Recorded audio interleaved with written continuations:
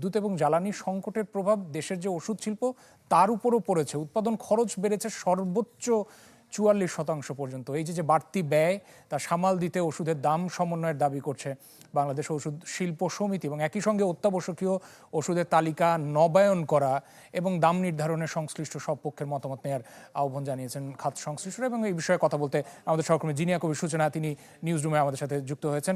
সূচনা, অনেক ধন্যবাদ যুক্ত হওয়ার জন্য।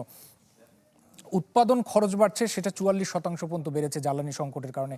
একটু জানাবেন যে ওষুধ শিল্প সমিতি যেটা বলছে সেটা কি এখন পর্যন্ত দাম সমন্বয় সেটা দাবি পর্যন্ত রয়েছে, নাকি দাম সমন্বয় হবে বা দাম বাড়বে বলে এরকম আভাস আপনার কাছে রয়েছে?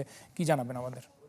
রাশেদ, মোটা দাগে এখনো ওষুধ শিল্প সমিতি কিন্তু বলেনি যে এই বছরে, কিন্তু তারা আমাদেরকে জানিয়েছেন যে এই বছরে তারা দাম না বাড়ানোর সিদ্ধান্ত নিয়েছেন, কোনোভাবেই দাম বাড়বে না। তবে যেভাবে বিদ্যুৎ এবং গ্যাসের সংকট দেখা দিচ্ছে, সেক্ষেত্রে তারা তাদের মুনাফা থেকে কতদিন আসলে চালাতে পারবে, এই যে আজকের যে মতবিনিময় সভা, সেখানে কিন্তু ওষুধ শিল্প সমিতির যে ব্যবসায়িক নেতৃবৃন্দ তারা এটি বলেছেন যে তারা মুনাফা থেকে তাদেরকে চালাতে হচ্ছে। কারণ ওষুধের সাথে শুধুমাত্র যে এনার্জির যে বিষয়টি, অর্থাৎ বিদ্যুতের যে বিষয়টি, সেটি খালি চোখে দেখা গেলেও মোটা দাগে আরও অনেক বিষয় থাকে, যেমন আন্তর্জাতিক মানসম্পন্ন ওষুধের যে সংরক্ষণ প্রক্রিয়া, এবং অনেক বেশি লোকবল দরকার হচ্ছে। এবং আগে যেখানে 5টি পরীক্ষা করলেই হতো, সেখানে 18টি পিউরিফাই করতে হচ্ছে তাদের। এখন সব ক্ষেত্রেই তারা তাদের মতবিনিময় সভায় সাংবাদিকদেরকে জানিয়েছেন যে সব ক্ষেত্রেই কয়েক গুণ করে দাম বেশি গুনতে হচ্ছে, তাদের উৎপাদন খরচটাই আসলে তাদের বেড়ে যাচ্ছে, এবং তারা নানাভাবে চেষ্টা করে যাচ্ছে এই শিল্পকে টিকিয়ে রাখার। এবং তারা একটি কথা বলেছেন যে আসলে এই দেশে কখনোই কোনো রোগের জন্য কোনো ওষুধের কখনো ঘাটতি হয়নি, কিন্তু এভাবে করে এই বাস্তবতায় তাদের জন্য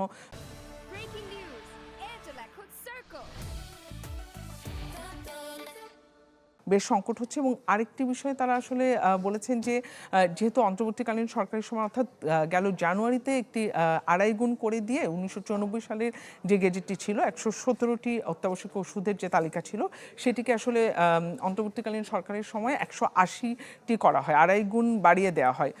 তো সেই জায়গা থেকে 2.5 গুণ বেশি করাতে তারা শুরু থেকে এটার বিরোধিতা করে আসছিল।